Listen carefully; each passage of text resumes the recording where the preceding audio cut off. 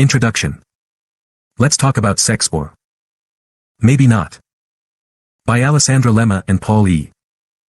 Lynch. Many people are abnormal in their sexual life who in every other respect approximate to the average and have, along with the rest, passed through a process of human cultural development in which sexuality remains the weak spot. Freud, 1905, 149. No healthy person, it appears, can fail to make some addition that might be called perverse to the normal sexual aim. Freud, 1905, 160. Being in love has the power to remove repressions and reinstate perversions. Freud, 1914, 100. So what's all this sex stuff about then?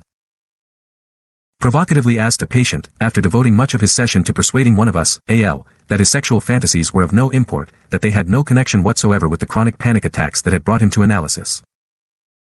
This was something I wanted to talk about, he said, and that he considered redundant. Getting our minds around sex, around the notion of ourselves as sexual beings, is indeed a tall order. This patient may well have been in a rigid state of anxious denial about the possible connection between the contents of his sexual fantasies and his presenting symptoms, but his position only differs in degree from the natural resistance present in all of us to thinking and talking about sex. It is a challenge to come clean about our sexual desire even in the confessional booth of our mind or on the couch for that matter. Because we are so afraid to be seen as the erotic outlier, sex remains shrouded in a degree of secrecy that seems at odds with contemporary confessional popular culture. Despite our resistances, for contemporary Western society, sexuality has come to define. As Foucault, 1976, 1984a, 1984b, argued, the truth about ourselves. However, we must recall that sexuality is a term that was only introduced at the end of the 19th century, which suggests that what we mean by it is not an unchanging concept but a historically bound phenomenon. Into the 21st century, this truth about ourselves is never a static internal narrative, rather it is always in a dynamic interaction with social processes. Indeed, writing about sexuality in the age of technoculture challenges us to rethink sexuality. As the internet revolution is changing so much about us, how we work, how we relate, why would it not change our sexuality too? Because of the ready availability of internet pornography, even the very young are now exposed to imagery they would once have had to work hard to seek out. We cannot but be interested in how this kind of hypersexuality will impact on the embodied experience of sex with an actual person. The real thing may feel like a disappointment unable to match the dopamine hit available from the screen and the more arduous reality of living out and sustaining desire in the context of a real attachment relationship. Although virtual space may provide helpful opportunities for what Lynch, Chapter 7, refers to as restorative experimentation, we cannot ignore the potentially more destructive uses of virtual reality when it comes to the development of sexuality. Lemma, 2013. The immediate availability of sexual stimuli outpaces the developmental challenges we all face as we negotiate our own individual sexual trajectories. Explanations of sexuality, as they relate to both sexual behavior and identity, have long been controversial issues within psychology, psychiatry, and psychoanalysis, evidencing that even so-called scientific disciplines betray the difficulty of defining without moralizing. The attempt by many to force sex and morality together often leads to absurd and dangerous positions. Homosexuality, for example, was classified as a mental illness in the Diagnostic and Statistical Manual of Mental Disorders until 1973. Even though homosexuality is no longer regarded with the degree of opprobrium that was evident in the past, we cannot deny the continued existence of prejudice and the consequent struggles faced by many gay, lesbian and bisexual people, not least within institutional psychoanalysis where malignant prejudices, Fonagy and Higgett, 2007, about what is normal sexuality set the foundations, as Fonagy and Allison, Chapter 6, suggest, for defining homosexual pleasure as an illness, p. 129.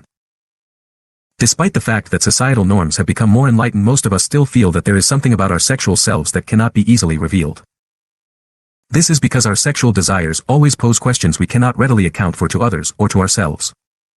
Perhaps, as Cohan suggests, the challenge is to accept that there exists a radical antagonism between human sexuality and the task of making any sense of it. What if we cannot ever fully account for our sexual fantasies, which are outrageous, enjoyable, perverse, wonderful, horrific, and sometimes totally politically incorrect?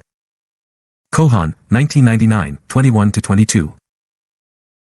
Perhaps because of sexuality's shadows, its power to disrupt has resulted in the need to control it, not just through the operation of intrapsychic and interpersonal defenses, but also at the level of societal/institutional structures. Gustave Flaubert was put on trial for his allegedly pornographic Madame Bovary, and Charles Baudelaire ended up in court for his collection of poems Les Fleurs du Mal, which included poems depicting lesbian relations, a fact that did not escape the censor's knife. A legal history, however, reveals that there are no eternal sex laws. What is contrary to the norm of one group could be a blessing for another. Berkowitz, 2013. For the Greeks of the classical period, with the exception of incest, there was virtually no prohibition on specific sexual practices. Their morality was not concerned with the nature of what gave pleasure, but rather the quantity and intensity of the use of pleasure. If Greece advocated the moderation of the drive, Catholic Rome went much further and forbade even desire, imposing prohibitions through the external authority of God and defining the content of what was now to be forbidden.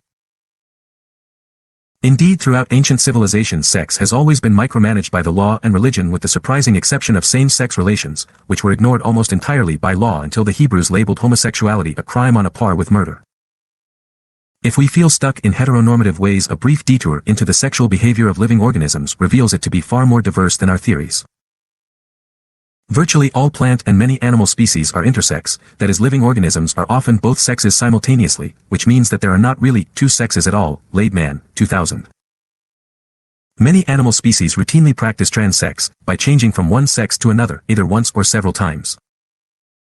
In some families of fish, transsex is so much the norm that biologists have created a term for those unusual fish that do not change sex, gonochoristic.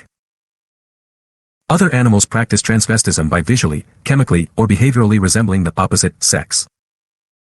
And over 4,000 known species are parthenogenic. All the organisms are female and they reproduce without sex. This diversity confronts cultural ideas about family, monogamy, fidelity, parental care, heterosexuality, and sexual difference. It is incumbent upon all mental health clinicians to consider the extent to which their current practice is indebted to heteronormative assumptions. We need to be aware that considerable debate exists even within evolutionary theory about homosexual behavior specifically, for example, and sex and sexual practices more generally. The abnormality of homosexual behavior is axiomatic to traditional accounts, whereas competing critical research favors the acknowledgement of sex and sexual diversity among living organisms. From the perspective of this latter approach, the continued emphasis on attempts to explain homosexual behavior betrays a cultural impetus rather than one based on evidence from a range of disciplines. The focus of this book is psychoanalytic, and hence we are not addressing such interdisciplinary dialogues in this volume, but we nevertheless consider that such dialogues are essential to reasoned debate. Re-sexualizing psychoanalysis. Sex has been micromanaged through law and religion because of its subversive, socially destabilizing potential.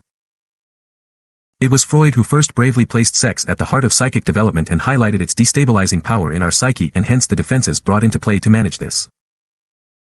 His corpus of work might even be described as an attempt to understand the self-imposed prohibitions that are not only the cause but also the result of an internal need for regulation of the sexual drive.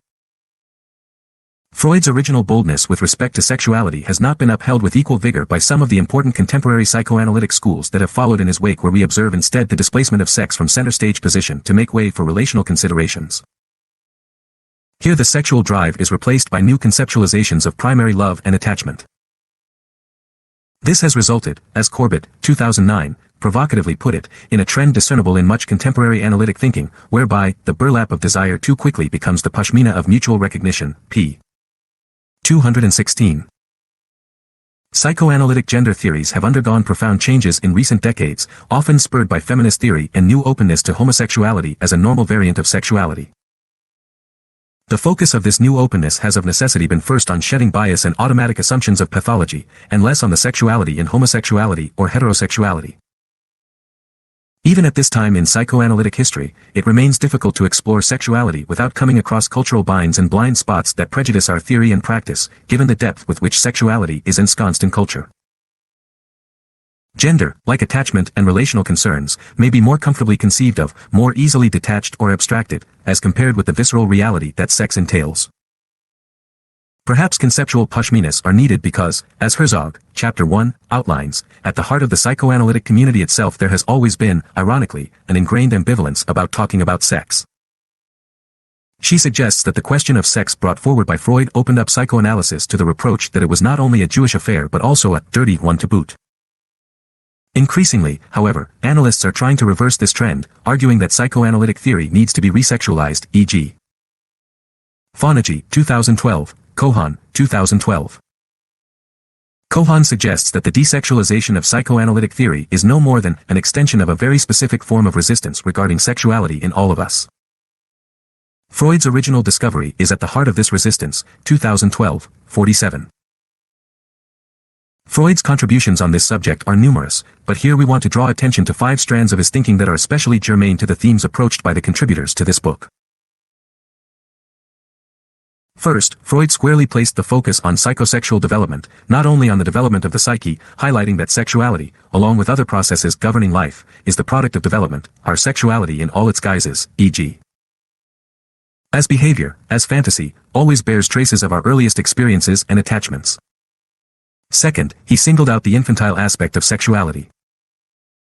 Contemporary theory has rightly stressed the importance of early interpersonal experience and the internalized objects that derive from it undergoing various transformations due to the operation of defenses. However, such a relational focus is not psychoanalytic unless we also consider the role of unconscious fantasy and conflict in the development of the mind. Nowhere is this more important than in relation to an understanding of sexuality. Sexuality is not simply an instinct and behavior as Bowlby, 1969, acknowledged, it also organizes intrapsychic experience and fantasy. In other words, early attachment relations provide the interpersonal context within which the experience of embodiment, and hence of our sexuality, unfolds. Skilder, 1950, Diamond and Blatt, 2007, Weinstein, 2007, and infantile sexuality is in turn shaped by these interactions, i.e. external experience with others is relived as autoerotic activity. In our work we need to understand the patient's experience of sexuality in infancy, but this is not the same as infantile sexuality, the residues of which are to be found in the unconscious. Scarfone, 2002. Third, Freud, 1905, captured the normative abnormality of sexuality, an insight that flowed naturally from his shrewd observation that object choice and the drive are independent of each other.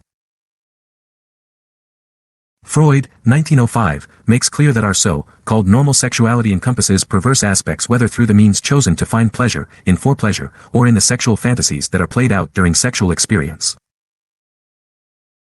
This paved the way for the enlightened contributions of Stoller, 1979, who helped us to see that we are all perverts to an extent, underlining the human capacity to manage intense affects and trauma through the sexualization of anxiety.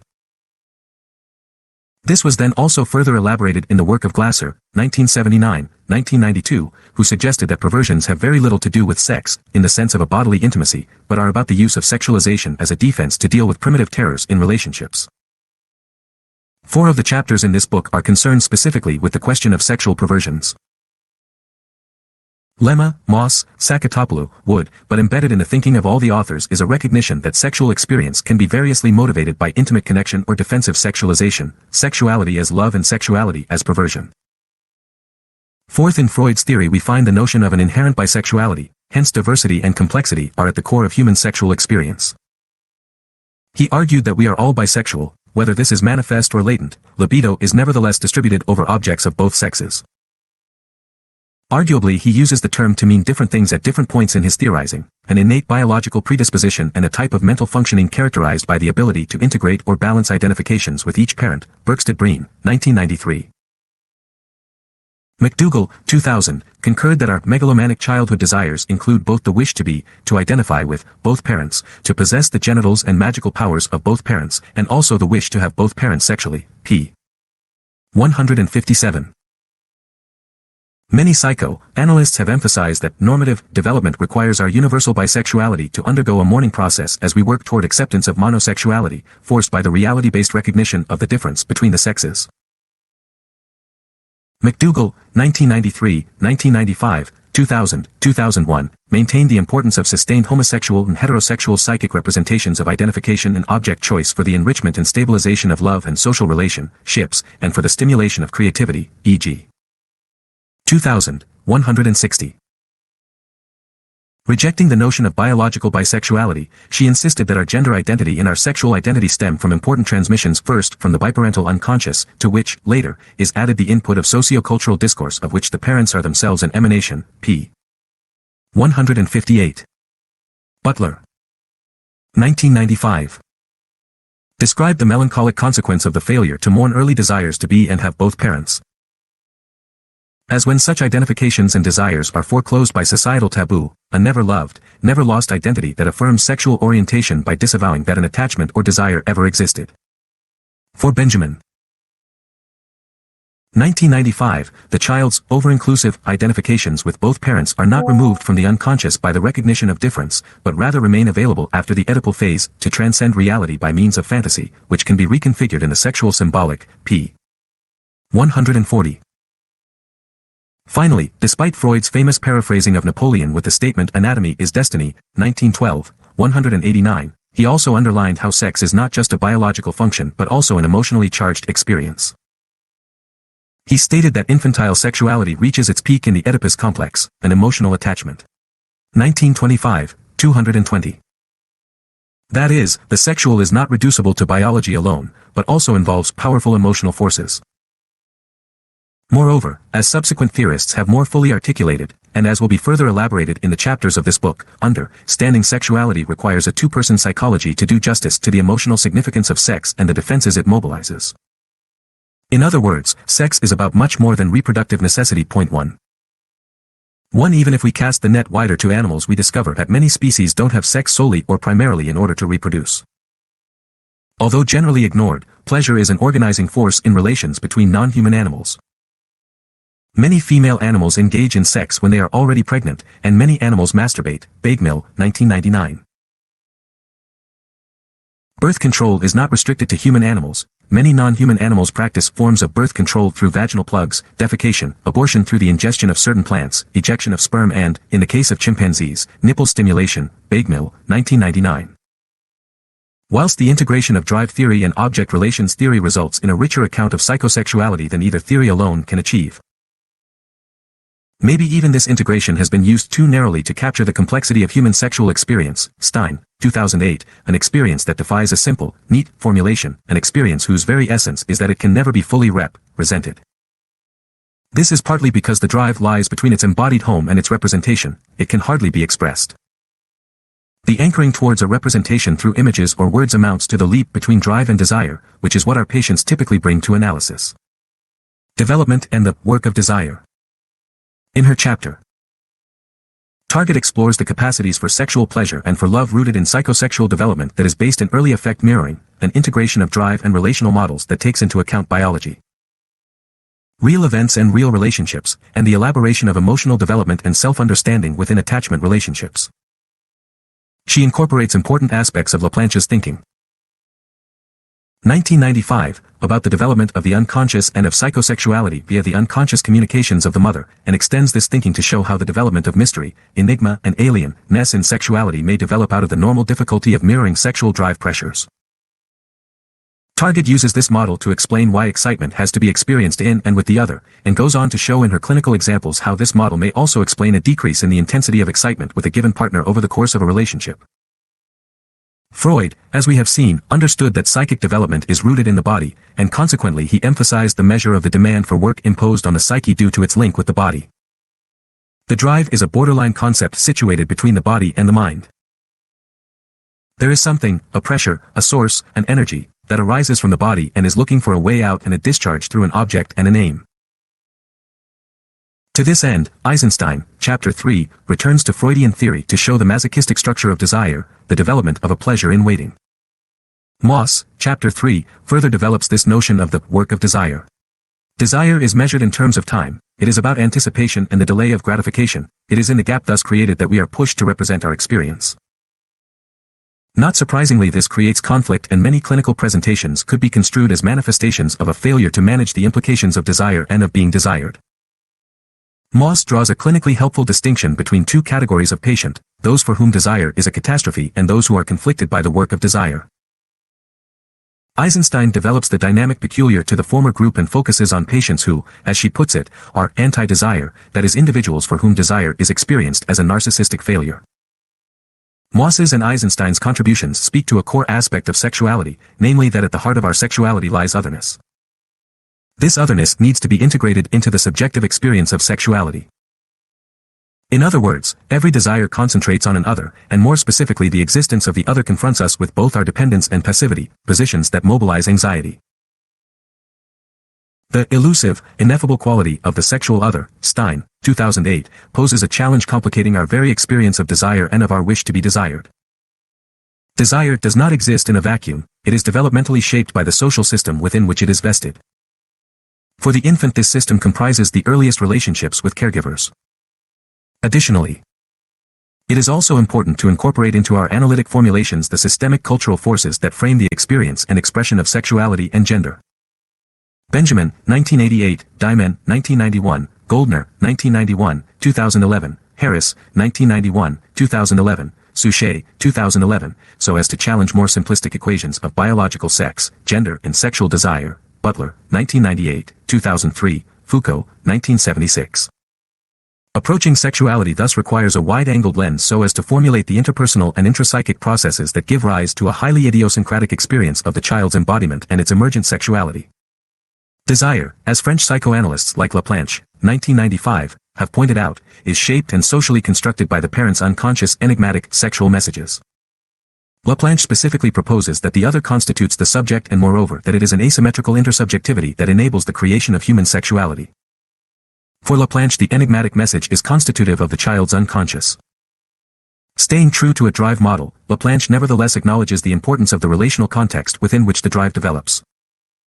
There must be a pre-existent somatic reactivity, a general organic excitability, but that something else is needed to make this into a drive. Laplanche, 2002, 52. After being awakened in the child by the mother, the aspects of sexuality that have not been understood or assimilated become repressed and add to the feeling of strangeness and mystery we have about sexuality. Sexuality is inherently mysterious and excessive, Stein, 1998, because the child cannot translate the adult's message into a conscious representation. Fonagy, 2008, elaborates the role of the parent's sexuality set out by Laplanche within an attachment and mentalizing framework. He suggests that the parent shapes the infant's experience of sexuality through its non-responsiveness to the infant's desire. He argues that partial failures of mirroring occur because the manifestations of this desire, which comprises sexuality in aggression, generate too much unpleasure in the caregiver, making him or her reluctant to respond fully contingently and giving no meaning to the infant's desire. As a consequence of this failure, Fonagy proposes that adult sexual desire is characterized by a sense of incongruence and striving to be fully experienced that leads us to seek another body through which an internal experience can find voice. Indeed, this failure of mentalizing may, along with other developmental experiences, lead to considerable conflict and shame linked with the experience of sexuality, which could manifest later as perversion or a more marked failure to organize one's own pleasure and desire in an optimal secondary level way. Lemma, Chapter 10, puts forward the possibility that one function of sex with prostitutes may be understood as an attempt by some men to integrate psychosexuality where the prostitute acts as a validating mirror for the man's sexual desire. Laplanche and Fonagy, though different in their emphases, nevertheless both introduce the possibility that at its best sexuality comes to life through a vitalizing maternal seduction. The excess that is sexuality always begins with an unconscious communication from the other, the parent's sexuality as not yet comprehended by the child, the transmission of affect and excitement by the parent without actual seduction. Of course, the excitement associated with desire can become overwhelming to the immature psyche if it is not processed by the parent. They raise interesting questions about whether the caregiver overlooks or entices the infant's excitement. Target, 2007, Fonagy, 2008. Does the mother sexualize the now sexual child or does she add to this? This inevitably also raises the possibility that the seduction can be of a more perverse nature, of a distorting and alienating mirroring or intromission, Laplanche, into the baby's sexuality. Notwithstanding these considerations, what most analysts converge on is the belief that adult sexuality expresses residues of early exchanges between mother and baby. These exchanges form the matrix of later sexual development. Lichtenberg, 2008. All the chapters in this book, with the exception of Lingiardi's and to an extent Barton's, are concerned with the nature of desire, with the nature of the object of desire, and not with the question of gender per se. Sex and gender are closely linked, of course, but they are not the same thing. Typically the distinction between the two defines sex as relating to the object of our desire, whereas gender concerns more specifically gender identification. The feminine and the masculine and the myriad, unique blends of these poles that define as point 2 for an excellent discussion of gender, please refer to Berkstead-Breen, 1993. As such, gender does not emanate from biology but is seen to reflect cultural and psychological meanings, a position that uncomfortably steers towards a mind-body dualism where on the one hand we have a sexual body and on the other we have a culturally and linguistically determined gender. Maintaining a dialectical tension between essentialist and constructivist positions is not easy, but it is essential to the development of analytic thought. See Diamond, 2006. Lingiardi, Chapter 5, elaborates many dialectical tensions between gender expressions and identifications and the experience of sexual orientation. Moreover, it is not at all clear that notions of femininity and masculinity exhaust all possible gender identities. In this book we have not included a chapter about transsexuality. This is because transsexuality, in our view, is often unhelpfully conflated with problems of sexual orientation or desire, whereas it concerns primarily the nature of gender identifications, and hence the nature of one's core identity, as opposed to manifesting problems with the object of desire, though these may also coexist. We might say, along with Laplanche, that gender organizes sexuality rather than being organized by it. Homosexuality. Before the Hebrews labeled male homosexuality an abomination, there was almost no restriction on it. But the Jewish God hated it so much that he wrecked the cities of Sodom and Gomorrah to prove it. This is, of course, an untrue story. There is no evidence that either city was a hotbed of homosexual activity. Nevertheless, the tale of the accused cities became the single most influential myth to transmit anti-homosexual practice. Though the Hebrew kingdoms were short-lived, Judaism spawned Christianity and then Islam, and hence Hebrew law influenced Western sexual attitudes more than any other collection of ideas, equating the body, the state, and the collective moral good as enshrined in the Torah. The tale of Sodom and Gomorrah was adopted wholesale by the Christian Church and became the basis for some of the most influential anti-homosexual laws, setting in stone the foundations for generations of intolerance that seeped into psychoanalytic thinking and practice. Unlike Jesus, Freud did make statements about homosexuality, but they were very conflicting comments about abnormality, inversion, and developmental arrest, along with praise for some great homosexuals like Plato, Leonardo, and Michelangelo. Let us indeed return to Freud, not because we must resurrect him at every opportunity, failing then to acknowledge the very many important contributions since his time, but because in so many ways he was a perfectly modern and humane thinker about sex and sexuality. In Freud's Letter to an American Mother, in 1935, he told her, "Homosexuality is assuredly no advantage, but it is nothing to be ashamed of, no vice, no degradation, it cannot be classified as an illness." After telling her that he cannot promise to abolish homosexuality with an analysis, he added, "What analysis can do for your son runs in a different line. If he is unhappy, neurotic, torn by conflicts, inhibited in his social life, analysis may bring him harmony, peace of mind, full efficiency, whether he remains a homosexual or gets changed." And yet, despite Freud's non-pathologizing stance towards homosexuality, heterosexuality has been the dominant psychoanalytic narrative, anchored in Oedipal theory, see Barton, Chapter 4, where the only healthy pathway recognized is to renounce inherent bisexuality, identify with the parent of the same sex, and shift our desire to the opposite sex. The importance of object constancy as the hallmark of a healthy relationship can and does exist independently of sexual aim or reproductive necessity. Yet amongst psychoanalysts the category of homosexuality has long been equated with pathology, as a subset of perversion, and accorded the status of what Tannenbaum, 2003, in another context, calls a public idea, an idea that names a problem and prescribes a solution simultaneously. Coterminous with this development, some contemporary philosophers had begun to question the validity of categories for gender and sexual identity that psychoanalysts had now reified into essentialist, defining features of mental health, Butler, 1990. More radical critics began to follow this lead by deconstructing the certainty of interpretations whose starting point was an analyst's knowledge claims about predefined psychoerotic patterns. In a helpful contribution to the debate, Elizabeth Auchincloss and Susan Vaughan, 2001, pointed out conceptual muddles in previous efforts to assert a psychoanalytic theory of homosexuality. The province of what is normal, for example, belongs to disciplines such as sociology and epidemiology that are equipped with the intellectual tools and the data to offer answers. The sample of patients seen by psychoanalysts, even if it could be aggregated across analysts and different groups of patients, and heterosexuals and homosexuals compared, is still not going to answer the question whether any or all of these were normal. However much analysts might claim privileged knowledge of the symbolic significance of the clinical material they report. In practice they are reliant on keeping an open ear to what patients are willing and unwilling to say to them in confidence about their innermost, and hitherto unconscious feelings. In all probability there is a correlation between keeping an open mind, keeping an open ear, and eliciting further disclosures that shed genuine new light on the problem, Lemma and Clark, 2011. At any rate, what emerges?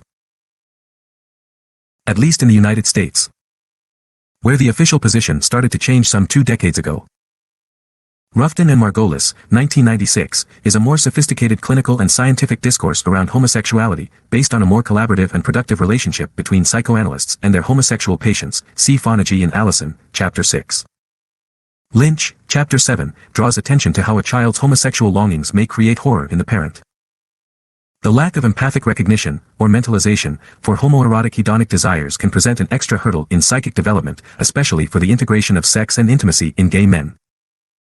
Moreover, as Hertzman, Chapter 8, explores in her chapter, for some lesbian and gay couples, and particularly those who have grown up with a heterosexual parental couple, the representation of an intimate heterosexual couple union does not belong to their conscious experience.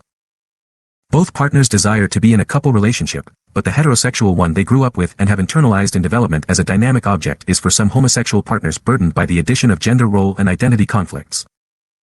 Psychoanalysis and specifically psychoanalytic couple theory has viewed our encounter with the internal parental couple relationship as both a fundamental psychic event in the course of our development, Rusksinski, 1993, and, until recently, as a heteronormatively constructed concept.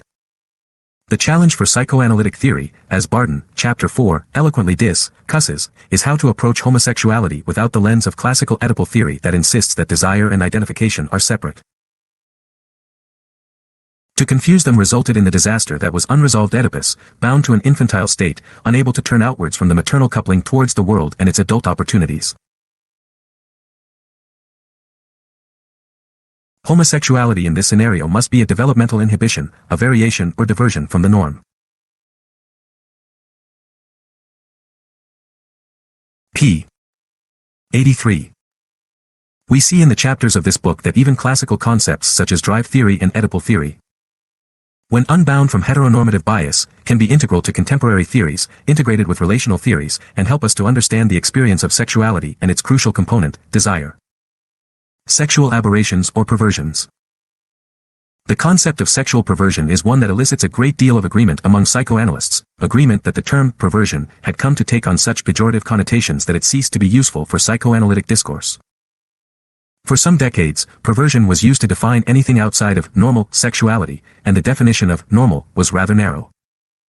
In recent decades, as psychoanalysts recognized the limitations of normative classification, the utility of a category for the perverse faded, as it included too many and too diverse a number of subcategories to remain coherent. As with many psychiatric and psychoanalytic diagnoses, the problem of classification is least difficult with the more severely symptomatic. Therefore, the strict fetishist is comfortably seen as having diverted sexual energy from an original sexual object, and the pedophile as having made not only a diversion but a diversion toward a prohibited object and sociopathy. Categorization is delineated with far less consensus when symptoms are less desperate, sexual behaviors are more mutually engaged between adults, and when they are just one part of a sexual repertoire rather than a sole interest. To know whether a woman who loves her husband and enjoys being anally penetrated by him is perversely diverting from genital sexuality, or is creatively enjoying a sexual adventure with her husband, we would have to know more about the psychic underpinnings of the behavior. Disagreements persist today about where the line can be drawn between the normal and the perverse, and about whether lines can be drawn at all. For psychoanalysts, the focus shifts from generalizations about categories of behavior to explorations of the psychodynamics of the individual, particularly that which is not conscious. Kaplan's, 1991, perverse strategy, is a mental strategy intent on deceiving the self and the observer about unconscious meanings, and diverts attention from latent motives, fantasies, wishes, and desires. The pervasiveness of Kaplan's underlying perverse strategy runs the gamut from the desperation and fixity of classically perverse sexual behaviors to the fetishistic icons of everyday life. Banalities that are always fetched up into something other than what they actually are, Madame Bovary's, napkins in the shape of bishops' hats. P203, and underlie the performance of gender role behaviors that impersonate and caricature gender stereotypes and ideals, e.g. Lou aggression, or female innocence and submission. View. Reassessing classical theo, rise in historical context, Diamond makes a dramatic yet simple conclusion. If perversion can coexist with health, if its status as illness varies with cultural time and place, then, conversely, any sexuality may be symptomatic, or healthy. Put another way, sexuality has nothing inherently to do with mental health or mental illness. 2001, 857. Moss. Chapter 9. Considers the concept of sexual aberrations in psychoanalytic practice and theory. In the bidirectional interaction of theory and experience, and particularly in the ways that analysts may reject or embrace the concept in our never-ending struggles to liberate and to contain, control, interpret, etc., sexuality. Wood, Chapter 12, notes the heterogeneity of perversity among patients, both in the variety of symptoms and in terms of depth of pathology. Drawing on the dynamics and clinical issues of more severely symptomatic patients, she illustrates many transference and countertransference implications that will be of interest to all clinicians. Lemma, Chapter 10, looks at one behavior, the use of prostitutes, without the standard assumption that it must always and only be perverse, failing to relate to the other as separate from the self, as anything but a narcissistic appendage. She shows that, rather than only evacuating unwanted feelings into the prostitute, some men may use the prostitute to mirror a sexual self, thereby possibly fostering development in the service of integrating a sexual self. Sakatopoulou, Chapter 11, broadens our purview in the realm of the interpersonal field to include unrepresented or unformulated experience that may present itself in unexpected ways. With a provocative case example, she shows us that by remaining receptively curious about the forward reach of perverse acts, rather than listening only for repetitive genetic material or evidence of what the patient is moving away from, we may find generative psychic possibilities in some perverse sexual practices. A keen observer will find some differences in the way that even our authors use the concept of perversion, yet the authors in this book share a commitment to remain psychoanalytically open and curious to unconscious meaning and to what is being enacted in any analysis. The idea that a label of perversion conveys an answer or a full explanation is absent here, and in most of contemporary psychoanalysis, where the observation of a behavior is only the beginning of a search for unconscious meaning.